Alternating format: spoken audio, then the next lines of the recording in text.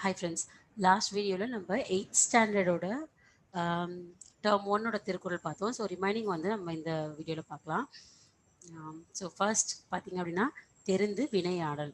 வினை அப்படின்னா செயல் அப்படிங்கிறத பற்றி சொல்கிறாங்க. ஸோ ஒரு செயல் எப்படி இருக்கணும் அப்படிங்கிறத பற்றி சொல்கிறது தான் தெரிந்து வினையாடல். நம்ம ஒரு செயல் செய்யறதுக்கு முன்னாடி அதை பற்றி ஆராய்ச்சி பண்ணோம் அப்படிங்கிறத அதில் சொல்லியிருப்பாரு. செய்வானை நாடி வினை நாடி காலத்தோடு எய்த உணர்ந்து செயல். ஸோ அவர் என்ன சொல்லியிருப்பாரு அப்படின்னா செய்வான் அப்படிங்கிறது இங்கே யாரை சொல்கிறாங்க அப்படின்னா இது ஒரு வினையாளனை பேர் மாதிரி செய்பவனை குறிக்கிற சொல் செய்வான். ஸோ ஒரு செயலை நீங்கள் செய்யலாம் அப்படின்னா இந்த செயலை செய்யறதுக்கு யாருக்கு திறன் இருக்கு அப்படின்னு கண்டுபிடிக்கணும். அதுதான் செய்வான். அப்புறம் வினை, எந்த செயல் நம்ம செய்யணும் அப்படிங்கிறது, அப்புறம் காலம், எந்த காலத்துல இதை செய்யணும், இதை ஆராய்ஞ்சுதான் நம்ம வந்து ஒரு செயலை செய்யணும் அப்படின்னு சொல்றாங்க. ஸோ ஒரு செயலை செய்யறதுக்கு முன்னாடி நம்ம 3 விஷயம் வந்து பார்க்கணும் அப்படின்னு சொல்றாங்க. ஒன்று அதை செய்பவன், அதுக்கப்புறம் வந்து நம்ம செய்யற செயல், அதுக்கப்புறம் அதை செய்யற காலம். ஸோ நல்ல செயல் கூட ஒரு தேவையில்லாத நேரத்தில் நம்ம செஞ்சோம் அப்படின்னா அது தப்பாயிடும் இல்லையா? ஸோ அப்போ ஒரு செயலை செய்கிறவன் கரெக்டாக இருக்கணும், நம்ம செய்கிற வேலையும் கரெக்டாக இருக்கணும், அது செய்கிற நம்ம காலம் அதுவுமே வந்து கரெக்டாக இருக்கணும் அப்படின்னு தான் வந்து அவர் சொல்லிடுவார். ஸோ நான் கீழே இருக்க பொருள் உங்களுக்கு படித்து காட்டுறேன். செயலாற்றும் திறன் உடையவரையும் செய்ய வேண்டிய செயலையும் செய்வதற்குரிய காலத்தையும் ஆராய்ந்து அச்செயலை நிறைவேற்ற வேண்டும் அப்படின்னு சொல்கிறாங்க. அப்போ தான் வந்து அது நல்ல செயல். ஸோ செய்பவன், செய்கிற நேரம், அப்புறம் வந்து அந்த செயல், இது 3மே வந்து கரெக்டாக இருக்கணும் அப்படின்னு வந்து சொல்கிறாங்க. ஸோ அடுத்த குறள் பார்த்தீங்க அப்படின்னா இது நம்ம நிறைய தடவை கேள்விப்பட்டிருப்போம். இதனால் இவன் முடிக்கும் என்று ஆய்ந்து அதனை அவன் கண் விடல். ஸோ ஒரு செயலில் வந்து ஒரு சில பேர் தான் வந்து எக்ஸ்பர்ட்டாக இருப்பாங்க. ஸோ இது நம்ம எக்கனாமிக்ஸ்லேயுமே வந்து ஒரு தியரி இதை பற்றி படிச்சிருப்போம். அதுதான் திருவள்ளுவர் வந்து சொல்லியிருப்பாரு. இச்செயலை இந்த வகையால் இவர் செய்து முடிப்பார் என்று ஆராய்ந்து அச்செயலை அவரிடம் ஒப்படைக்க வேண்டும். ஸோ யார் ஒரு விஷயத்தில் எக்ஸ்பர்ட்டாக இருக்காங்களோ அதை வந்து அவங்க கிட்ட விட்டால் தான் அந்த செயல் வந்து கரெக்டாக செய்ய முடியும் அப்படின்னு சொல்றாரு. அந்த செயலை இதனால் எதை கருவியை வச்சு இவன் முடிக்கும், அதாவது இவன் தான் முடிக்க முடியும், இச்செயலை இந்த வகையில் இவர் செய்து முடிப்பார் என்று எண்ணி அவங்க கிட்ட அந்த செயலை கொடுக்கணும் அப்படின்னு சொல்றாங்க. ஸோ ஒரு வேலையை செய்ய தெரியாதவங்க கிட்ட செஞ்சா கொடுத்தோம் அப்படின்னா அந்த வேலை வந்து சரியா முடியாது. ஸோ தெரிந்து வினையாடல 2 விஷயம் சொல்லியிருப்பாரு. 2 குறள் இதில் நம்ம படிச்சிருக்கோம். ஒன்று வந்து பார்த்தீங்க அப்படின்னா யார் செய்யணும், எந்த நேரத்தில் செய்யணும், அந்த செயல், இது இந்த 3 விஷயத்தையும் நம்ம கிளியரா ஆராய்ஞ்சிட்டு அதுக்கப்புறம் அந்த செயலை செய்யணும் அப்படின்னு சொல்லியிருக்காரு. ஒன்று யார் அந்த செயலை செஞ்சா கரெக்டாக இருக்குமோ அதை அவங்க கிட்ட கொடுத்து செய்யணும் அப்படின்னு சொல்லியிருக்காங்க. ஸோ அடுத்தது செங்கோன்மை. செங்கோன்மை அப்படின்றது செம்மையான கோல்னா அரசு ஆட்சி. ஸோ ஒரு ஆட்சி எப்படி இருக்கணும் அப்படிங்கிறதான் வந்து இது சொல்லியிருப்பாரு. ஓர்ந்து கண் வேண்டாது இறை புரிந்து யார் மாட்டும் தேர்ந்து செய்வதே முறை. அதாவது ஒரு பக்க சார்பின்மை அதை பத்தி சொல்லியிருப்பாரு. இதுல எதையுமே நம்ம வந்து நன்கு ஆராய்ஞ்சு ஒரு பக்கமா சாய்ஞ்சு சாயாம நடுநிலையில நின்று சிறந்து ஆட்சி செய்யணும். ஸோ ஒரு செம்மையான கோன்மை, ஒரு சிறந்த ஆட்சினா அது எப்படி இருக்கணும் அப்படின்னா யாரு பக்கமுமே நம்ம சாஞ்சிராம இறை புரிந்து அப்படின்னா இங்க வந்து ஆட்சி புரியறதா இறை புரிந்து. சில இடத்துல இந்த திருவள்ளுவர் பார்த்தீங்க அப்படின்னா இறைய வந்து இறைவனுக்கும் யூஸ் பண்ணியிருப்பாரு, அரசனுக்கும் யூஸ் பண்ணியிருப்பாரு. ஸோ நம்ம வந்து அதை கரெக்டா படிச்சு பொருள் எடுக்கல அப்படின்னா, இன்கேஸ் நம்ம இந்த குறள் எல்லாம் படிக்காம போறோம் அப்படின்னா நம்ம அந்த இடத்துல இறைவன் நினைச்சுப்போம். ஸோ அதனாலதான் வந்து இறை புரிந்து அப்படிங்கிறது ஆட்சி செய்யறதை பத்தி சொல்லியிருக்காரு. அரசனை பத்தியும் சில இடத்துல இதை வந்து யூஸ் பண்ணியிருப்பாரு. ஓர்ந்து கண் வேணும், அதாவது ஒரு பக்கம் சார்பா இல்லாம நீங்க நடுநிலைமையில நின்று ஆட்சி புரிந்தீங்க அப்படின்னா அது ஒரு நல்ல ஆட்சி அப்படின்னு சொல்றாரு. அடுத்தது இறை காக்கும் வையகம் எல்லாம் அவனை முறை காக்கும் முட்டாச்செயின் அப்படின்னு சொல்லியிருப்பாரு. அதாவது உலகத்தை எல்லாம் அரசர் காக்கணுமா, அரசரை வந்து எது காக்கும் அப்படின்னு பாத்தீங்கன்னா அவர் குற்றமற்ற ஆட்சி, முறையா அவர் செய்யற ஆட்சி தான் வந்து அவரை வந்து காப்பாத்தும். இறை காக்கும், அதாவது இறை காக்கும் வையகம். இந்த இடத்துல இறை காக்கும் அப்படிங்கிறது அரசனை சொல்றாரு. நான் திருப்பியும் சொல்றேன், நம்ம இந்த குறளை படிக்காம போனோம் அப்படின்னா இறை காக்கும் வையகம் அப்படின்னா இறைவன் தான் வையகம்னா உலகம் நம்ம எல்லாருக்கும் தெரியும். ஸோ உலகத்தை வந்து இறைவன் காக்குறாரு. இந்த திருக்குறளை கொடுத்துட்டு கொஸ்டின் எப்படி கேட்கலாம் அப்படின்னா இங்க இறை காக்கும் வையகம். ஸோ யார் காப்பதாக திருவள்ளுவர் கூறுகிறார் அப்படின்னு கூட கேட்கலாம். அது யாரு அப்படின்னா அரசன், இறைவன் கிடையாது. ஸோ நம்ம அந்த குறளை படிச்சுட்டு அதை ஞாபகம் வச்சுட்டா மட்டும் தான் நம்மளால ஆன்சர் பண்ண முடியும்.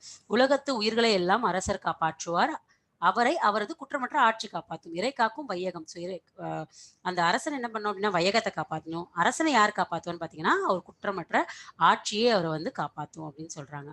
அடுத்தது வெறுவந்து செய்யாமை அப்படிங்கிறத சொல்லியிருக்காரு. தக்காங்கு நாடி தலை செல்லா வண்ணத்தால் ஒத்தாங்கு ஒருப்பது வேந்து. அதாவது இங்கேயும் வேந்து அப்படிங்கிறத வேந்தரை பத்தி தான் சொல்லியிருப்பாரு. ஒருவர் செய்த குற்றத்தை முறையாக ஆராய்ந்து அவர் மீண்டும் குற்றம் செய்யாதவாறு தண்டிப்பது அரசனின் கடமையாகும். ஸோ அதாவது ஒருத்தர் தப்பு பண்ணிட்டாங்க அப்படின்னா, அவங்களுக்கு அத ஆராய்ஞ்சு கிளியரா நம்ம அவங்களுக்கு குடுக்குற பனிஷ்மென்ட் எப்படி இருக்கணும் அப்படின்னா, அவங்க அடுத்த தடவ அத வந்து செய்யாம இருக்கணும் அப்படின்னு சொல்றாங்க. அதுதான் இந்த குறள். அடுத்தது, இறை கடியன். இங்கேயும் இறை அப்படிங்கிறத வந்து அரசர தான் சொல்லியிருப்பாரு திருப்பியும். இறைக்கடியன் என்று உரைக்கும் இன்னாச்சொல் வேந்தன் உரைக்கடுகி ஒல்லை கெடும் அப்படின்னு சொல்றாரு. இறைக்கடியன் அப்படின்னா இந்த வார்த்தைக்கு அர்த்தம் என்ன அப்படின்னா, இறை அப்படிங்கிறவன் அரசன், கடியன் அப்படின்னா கடுமையானவன் அப்படின்னு அர்த்தம். என்று உரைக்கும் அப்படின்னா சொல்றது. அதாவது ஒரு அரசன் ரொம்ப கடுமையானவன் அப்படின்னா அவர்கிட்ட இருக்க குடிமக்கள்லாம் சொல்றாங்க அப்படின்னா அது ரொம்ப தவறானது அப்படின்றாரு. அதாவது நம்ம அரசர் கடுமையானவர் என்று குடிமக்களால் தூற்றப்படும் கொடுஞ்சொல்லை உடைய அரசர் தம் வாழ்நாள் குறைந்து இது எங்க சொல்லியிருப்பாரு அப்படின்னா உரை கடுகி கடுகினா சிறிதாகிறது அப்படின்னு அர்த்தம். நமக்கு தெரியும் கடுகுன்றது அப்படி சின்னதா இருக்கும். அந்த கடுகி அதனாலதான் வந்து அது கடுகுன்னு வச்சிருக்காங்க. தமிழ் சொல் பாத்தீங்க அப்படின்னா கடுகி அப்படின்னா குறைந்து அப்படின்னு அர்த்தம். குறைந்து ஒல்லை கெடும். அதாவது உரை அப்படிங்கிறது அவரோட ஆயில் வாழ்நாள் ஆயில தான் வந்து சொல்றாரு.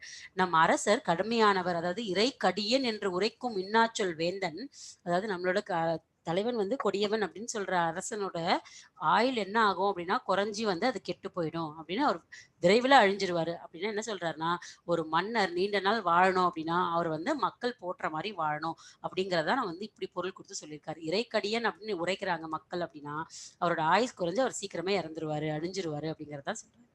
அடுத்தது சொல் வன்மை. நம்ம சொல்ற சொல் எப்படி இருக்கணும் அப்படிங்கிறத வந்து சொல்லியிருப்பார் திருவள்ளுவர்.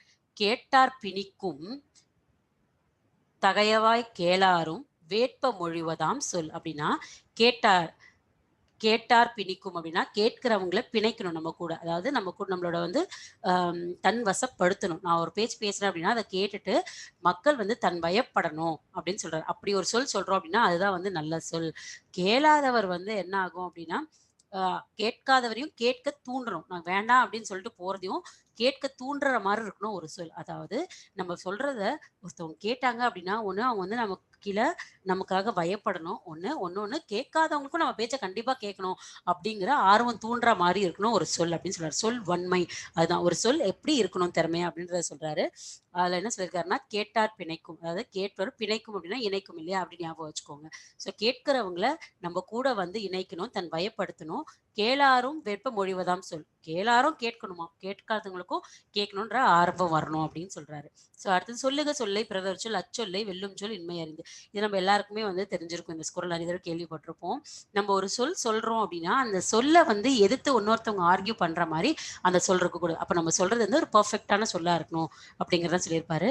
நாம் சொல்லும் சொல்லை வேறு சொல்லால் வெல்ல இயலாதவாறு சிறந்த சொல்லை சொற்களை தேர்ந்தெடுத்து பேச வேண்டும். ஸோ ஒரு சொல்ல நம்ம பாட்டுக்கு வாயில வந்ததை வந்து பேசிடாம நம்ம ஒரு சொல் சொல்றோம் அப்படின்னா அதை மற்றவங்க வந்துட்டு அதை அது எதிர்த்து பேசாத அளவுக்கு அதையும் வெல்ற சொல்ல வந்து யாரும் பேசாதவாறு சொல்லணும் அப்படின்னு சொல்லியிருப்பாங்க. ஸோ அடுத்தது நம்ம பார்க்க போகிறது அவை அறிதல். முதல்ல இந்த தலைப்புக்கெல்லாம் அர்த்தம் புரிஞ்சுட்டாலும் நம்ம உள்ள இருக்க குறளை ஈஸியாக புரிஞ்சுக்கலாம். அவை அறிதல் அப்படின்னா நான் எந்த இடத்துல பேசுகிறேன் நம்ம எல்லாத்தையும் வந்து எல்லா இடத்துலையும் பேசிட முடியாது. ஸோ நம்ம எந்த அவையில் பேசுகிறோங்கிறத வச்சு நம்ம வந்து அதுக்கேற்ற மாதிரி பேசணும். அதுதான் அவை அறிதல். அதில் 2 குறள் கொடுத்துருக்காங்க. அவை அறிந்து ஆராய்ந்து சொல்லுக சொல்லின் தொகை அறிந்த தூய்மையவர். ஸோ அதாவது சொல் வளமும் நற்பண்பும் தொகை அப்படின்னா 2த்தையும் சேர்த்து அப்படின்னு சொல்றாங்க. தொகைனா நமக்கு தெரியும் 2த்தையும் சேர்க்கிறதா வந்து தொகை அப்படின்னு சொல்லுவோம். சொல்வளமும் நற்பண்பும் உடையவர்கள் தாம் பேசும் அவையின் தகுதி அறிந்து பேசுதல் வேண்டும்.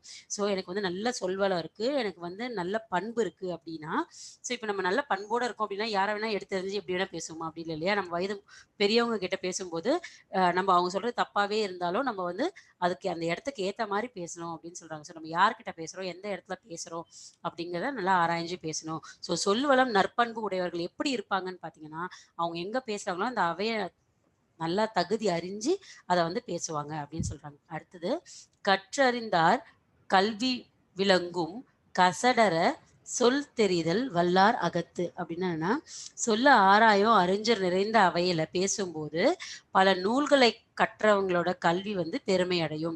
ஸோ நான் கற்ற கல்வி எப்போ பெருமை அடையும் அப்படின்னு மேபி கொஸ்டின் கேட்கலாம். எப்பன்னா நான் கற்ற சொல்ல நிறைய அறிஞர்கள் இருப்பாங்க இல்லையா அந்த அவையில நான் பேசும்போது கற்றறிந்தார் கல்வி விளங்கும் எப்ப அதாவது நான் ஒரு கல்வியை படிக்கிறேன் அது எப்போ விளங்கும் அப்படின்னு பார்த்தீங்கன்னா கசடர சொல்லியல் வல்லவர் அகத்து வல்லவர்கள்லாம் இருக்கிற அந்த அவையில வச்சு நான் அதை வந்து எடுத்து உரைக்கும் போதுதான் வந்து என் கல்விக்கு ஒரு பயன் கிடைக்கும் அப்படின்னு சொல்றாரு. அதுதான் கற்று அறிந்தார் கல்வி விளங்கும் கசடர சொல் தெரிதல் வல்லார் அகத்து.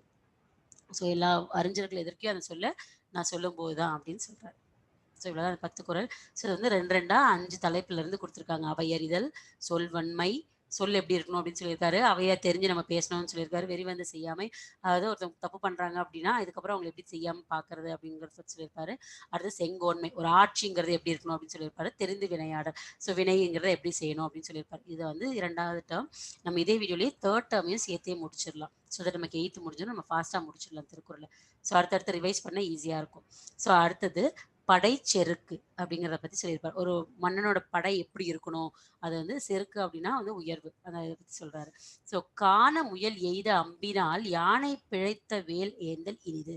அதாவது நான் ஒரு முயலை ஏந்தறதுக்காக ஏந்தற அம்ப வச்சிருக்க அரசனா இருக்கிறத விட, நான் வந்து ஒரு யானைக்கு எய்ம் பண்ணி அது தோத்து போனா கூட பரவால்ல. அந்த வெல்ல வச்சிருக்கிறது பெருமை தரும் அப்படிங்கிறத சொல்றாரு. அதாவது இதுல என்ன சொல்ல வர்றார் அப்படின்னா, நீங்க எண்றத எய்ம் பண்றத பெருசா எய்ம் பண்ணுங்க அப்படின்னு சொல்லியிருப்பாரு. அதுல தோல்வியுற்றாலும் பரவால்ல அப்படின்னு சொல்றாங்க. ஸோ காண முயல் எய்த அம்பினால் யானை பிழைத்த வேல் ஏந்தல் இனிது. காட்டு முயலை வீழ்த்திய அம்பினை ஏந்துவதை விட யானைக்கு குறிவைத்து தவறிய வேலை ஏந்துவது பெருமை தரும் அப்படின்னு சொல்றாங்க. அதாவது இப்போ நான் குரூப் 4 தான் எனக்கெல்லாம் குரூப் 4 வராது. நான் குரூப் 4 தான் எழுதுவேன் அப்படின்னு நீங்க நினைச்சிட்டு இருக்கிறத விட குரூப் 1க்கு ப்ரிப்பேர் பண்ணி எழுதுங்க. அது ஃபெயில் ஆனாலும் பரவாயில்ல அப்படிங்கிறதா வந்து இந்த இடத்துல அவர் வந்து சொல்லியிருப்பாரு. ஸோ அடுத்து பார்த்தீங்க அப்படின்னா பேராண்மை என்ற தருக்கன் ஒன்று உற்றக்கால் ஊராண்மை மற்ற அஃதன் எஃகு. அதாவது பகைவரை எதிர்த்து நிற்கும் வீரத்தை ஆண்மை என்று கூறுவர். பகைவருக்கும் துன்பம் வரும்போது உதவி செய்தல் அந்த ஆண்மையின் கூர்மை என்று கூறுவர். அதாவது பேராண்மை அப்படின்னா ஒரு பேரரசன் நல்ல வந்து இவருக்கு வீரம் அப்படின்னு எதை சொல்லுவோம் அப்படின்னா பகைவரை எதிர்த்து நிற்கிறது. பேராண்மை என்ப தருக்கன் ஒன்று உற்றக்கால் ஊராண்மை மற்ற அஃதன் எஃகு. அதாவது நீ வந்து பகைவரை எடுத்துட்டேன்னா உன்னை வீரன்னு சொல்லுவாங்க சரி.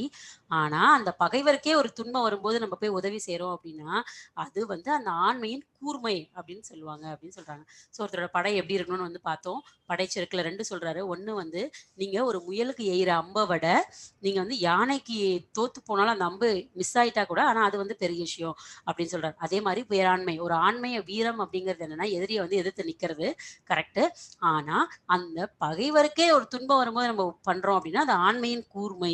மேபி இப்படி கேட்கலாம். ஆண்மையின் கூர்மை என்று திருவள்ளுவர் எதை கூறுகிறார் அப்படின்னா, பகைவருக்கு துன்பம் வரும்போது நம்ம ஹெல்ப் பண்றது. ஆக்சுவலா நம்ம வந்து இது ஆப்ஷன்ல இருந்தாலும் கெஸ் பண்ண மாட்டோம். இன்கேஸ் இந்த திருக்குறள் நம்ம படிக்காம போயிருந்தா ஆப்ஷன்ல இத கெஸ் பண்ணியிருக்க மாட்டோம்.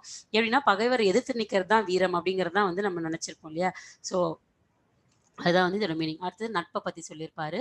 இது நம்ம ஆல்ரெடி படிச்சது தான் பழைய புக்லயே. "நவில்தோறும் நூல் நயம் போலும் பயில்தோறும் பண்புடையார் தொடர்பு." அதாவது ஒரு நல்ல பண்புடையவங்களோட நட்பு எத போன்றது அப்படின்னா, நம்ம நெறைய புக் படிக்கும்போது எவ்வளோ அறிவு வருமோ, அத போன்றது அப்படின்னு சொல்றாரு. "நல்ல நூல்கள் படிக்க படிக்க இன்பம் தருவது போல, பண்புடையார் நட்பு பழக பழக இன்பம் தரும்." அப்படின்னு நட்ப பத்தி சொல்லியிருப்பாரு. அடுத்தது "நகுதல் பொருட்டு அன்று நட்டல், மிகுதிக்கண் மேற்றென்று இடித்தல் பொருட்டு." அதாவது ஒருத்தரு சிரிச்சுட்டே பேசுறது வந்து நட்பு கிடையாது. ஒருத்தர் தவறு செய்யும்போது அத கண்டிச்சு சொல்றது தான் வந்து நட்பு. இதுவும் நமக்கு தெரிஞ்சது தான். அடுத்தது நட்பு ஆராய்தல். ஸோ நட்ப எப்படி ஆராயணும் அப்படின்றத பத்தி சொல்லியிருப்பாரு. "ஆய்ந்து ஆய்ந்து கொள்ளாதான் கேண்மை கடைமுறை தான் சாம் துயரம் தரும்." அதாவது நீங்க ஒருத்தர்கிட்ட நல்லா ஆராய்ஞ்சு நட்பு வைக்கல அப்படின்னா, அது நமக்கு சாகும் அளவுக்கு துன்பத்த தரும் அப்படிதான் சொல்றாரு. "கடைமுறை தான் சாம் துயரம் தரும்." நம்ம கடைசி வரைக்கும் சாகுற அளவுக்கு நமக்கு வந்து துயரம் தரும். "ஆய்ந்து ஆய்ந்து கொள்ளாதான் கேண்மை." கேண்மை அப்படின்னா நட்பு. நெறைய தடவ டிஎன்பிஎஸ்சில கேட்ட கொஸ்டின். கேண்மைக்கு என்ன மீனிங் அப்படின்றது. கேண்மைனா மேபி இந்த திருக்குறள குடுத்துட்டு கேண்மைக்கு என்ன மீனிங்ன்னு கேட்கலாம். ஒரு தடவ என்ன கேட்டிருந்தாங்கன்னா, கேண்மைக்கு ஆப்போசிட் கேட்டிருந்தாங்க. ஸோ நட்புக்கு ஆப்போசிட் என்ன அப்படிங்கிறத வந்து கேட்டிருந்தாங்க. ஸோ நம்ம வந்து திருக்குறள இன் அண்ட் அவுட் படிச்சு வச்சுட்டோம் அப்படின்னா, எப்படி கேட்டாலும் ஆன்சர் பண்றது கரெக்ட்டா இருக்கும். கொஸ்டின் எப்படி வரும் அப்படின்றது யாருக்குமே தெரியாது. நம்ம இனிமே பேப்பர பார்த்து தான் வந்து தெரிஞ்சுக்கணும். ஓகே. அடுத்தது "கேட்டினும் உண்டோ ஓர் உறுதி கிளைஞரை நீட்டி அளப்பதோர் கோல்." கேட்டி அப்படின்னா இங்க கேடு அப்படின்னு சொல்றாங்க. கேடுனா ஒரு கெட்ட விஷயம். நமக்கு ஒரு கெட்ட விஷயம் நடக்கிறதுல கூட ஒரு நல்லது இருக்கு. கேட்டினும் கெட்டதுலயும் உண்டு ஓர் உறுதி. நல்லது. கெட்டதுலயும் ஒரு நல்லது இருக்கு. அது என்ன அப்படின்னா, யார் நமக்கு உதவுறாங்க அப்படிங்கிறத நம்ம வந்து கண்டுபிடிக்க ஈஸியா இருக்கும் அப்படின்னு சொல்லியிருப்பாரு. நமக்கு வரும் துன்பத்தினாலும் ஒரு நன்மை உண்டு. என்ன நன்மை அப்படின்னு கேட்டீங்கன்னா, அத்துன்பமே நமது நண்பர்களின் உண்மையான இயல்பை அளந்து வந்து நமக்கு காட்டும். ஒரு அளவுகோலா வந்து இருக்கும். அளப்பதோர் கோல் அப்படின்னு சொல்லியிருக்காரு இல்லையா? ஸோ இத வந்து ஞாபகம் வச்சுக்கோங்க. ஒரு ஒரு வார்த்தைக்கு என்ன மீனிங் ஞாபகம் வச்சாலே போதும். நம்ம கொஸ்டின் பேப்பர்ல பார்க்கும்போது கண்டிப்பா உங்களையும் அறியாம கரெக்ட்டான ஆன்ஸர நீங்க சூஸ் பண்ணுவீங்க. "கேட்டினும் உண்டு ஒரு உறுதி கிளைஞரை நீட்டி அளப்பதோர் கோல்." கேடு அப்படின்னா கெட்டது. கெட்டதுலயும் உண்டு. இருக்கு. ஒரு ஓர் அப்படின்னா ஒரு உறுதி அப்படின்னா நல்லது. கெட்டதுலயும் இருக்கு ஒரு நல்லது. என்ன அப்படின்னா, நீங்க நீட்டி அளப்பதோர் கோல். யார் நல்லவங்க, யார் கெட்டவங்க அப்படின்னா அளப்பதற்கு ஒரு கோலா இருக்கும் அப்படின்னு சொல்றாங்க. ஓகே. அடுத்தது மானம் அப்படிங்கிற தலைப்புல 2 குடுத்திருக்காரு. பெருக்கத்து வேண்டும் பணிதல், சிறிய சுருக்கத்து வேண்டும் உயர்வு. அதாவது பெருக்கத்து அப்படின்னு எத பத்தி சொல்றாரு அப்படின்னா, பெருகி அப்படின்னு நமக்கு தெரியும் நெறைய அப்படின்னு. அதாவது செல்வம் நெறைய இருக்கும்போது வேண்டும் பணிவு. பணிதல்னா பணிவு. ஸோ என்கிட்ட நெறைய சொத்து வருது அப்படின்னும்போது நான் வந்து பணிவுடன் நடந்து கொள்ள வேண்டும். அதே மாதிரி அது எவ்வளோ முக்கியமோ, அதே அளவுக்கு சிறுகத்து அப்படின்னா செல்வம் எல்லாம் இல்ல. வறுமை வருதுன்னு வச்சுக்கோங்களேன். மேபி இப்படி கூட கேட்கலாம். இந்த திருக்குறள்ல குடுத்துட்டு பெருக்கத்து, சிறுகத்து இங்க பெருக்கத்துக்கு என்ன மீனிங்? சுருக்கத்துக்கு என்ன மீனிங் அப்படின்னு கூட கேட்கலாம். பெருக்கத்து அப்படின்னா என்னன்னா, செல்வம் மிகுதியா இருத்தல். சுருக்கத்து அப்படின்னு அங்க என்ன மீன் பண்றாரு அப்படின்னா, வறுமைய வந்து மீன் பண்றாரு. குறையாமல் பெருமித உணர்வுடன் வாழ வேண்டும். ஸோ அதாவது ஊக்கத்தோட வாழணும். வறுமையில எப்படி வாழணும்னு திருவள்ளுவர் சொல்றாரு அப்படின்னா, ஊக்கம் குறையாமல் வாழ வேண்டும் அப்படின்னு சொல்றாரு. ஸோ இதுதான் வந்து மானம் பத்தி ஒரு குறள். அடுத்தது குன்றின் அணையாரும் குன்றுவர் குன்றுவர் குன்றி அணைய செயன். அதாவது மலையளவு பெருமையுடையவர். குன்றுனா மலை. அந்த அளவுக்கு பெருமையுடையவராக இருந்தாலும் ஒரு சிறு தவறு அவர் செஞ்சுட்டாங்க அப்படின்னா, அவங்களோட பெருமையே வந்து அழிந்து விடும் அப்படின்னு சொல்றார். அடுத்தது பண்புடைமை.